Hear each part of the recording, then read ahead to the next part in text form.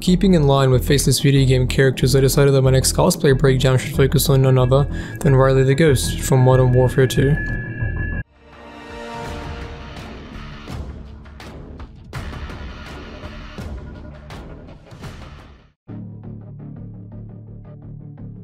Not counting the DLC, Riley only appeared in one Call of Duty game. However, this did not stop the character from leaving a lasting impression on the players.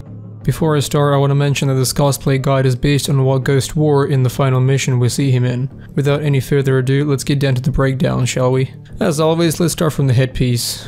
Ghost is one of the few characters who isn't wearing a helmet. Instead, he opts for a balaclava and a tactical headset. In the original promotional material, Ghost is using the TAC 6 headset. In the game, he uses a different model.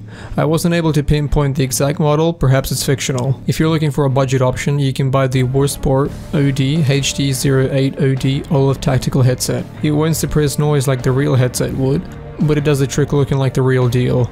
Next up is the balaclava. There are two options of getting this right. The first option is just to buy a black balaclava that suits you and manually paint the skull detailing. The second option is buying one off an online store. Plenty of stores have an accurate version, so there should be no problem finding one.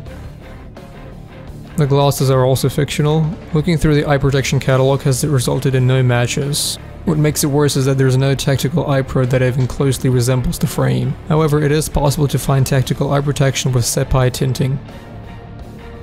The rest of the body is quite easy to assemble. The pants that Ghost is wearing are Cry Precision's multicam pants. However, in the original Modern Warfare 2, it seems that he wore ATEX instead of multicam. The boots are tactical boots in olive. I am not sure what exact model that they're based off, but some footwear such as these should do the trick. On the right knee, Ghost has an Outer Industries knee guard in a desert color. On the same leg, Ghost has a tan Glock holster with holding straps being black. On the left leg, Ghost has dual mag pouches strapped to his leg in multicam camo. If you want to be more accurate to the original Modern Warfare 2 model, you can get them in ATEX camo. The hoodie that Ghost is wearing can easily be found online for a reasonable price. However, you can be creative, and if you want, you can get a grey soft shell and slap a British flag on the side, and that works too. The setup on his body is not a chest rig, but rather a load-bearing vest. It's either the LBT 1960. The gloves are Titan Ops styled grey military gloves. Finding similar ones online is pretty easy.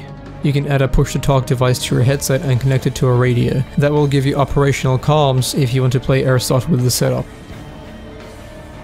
That sums up Ghost's entire loadout. If you want me to make more breakdown videos, let me know in the comments and I'll do some digging. Until next time, everyone.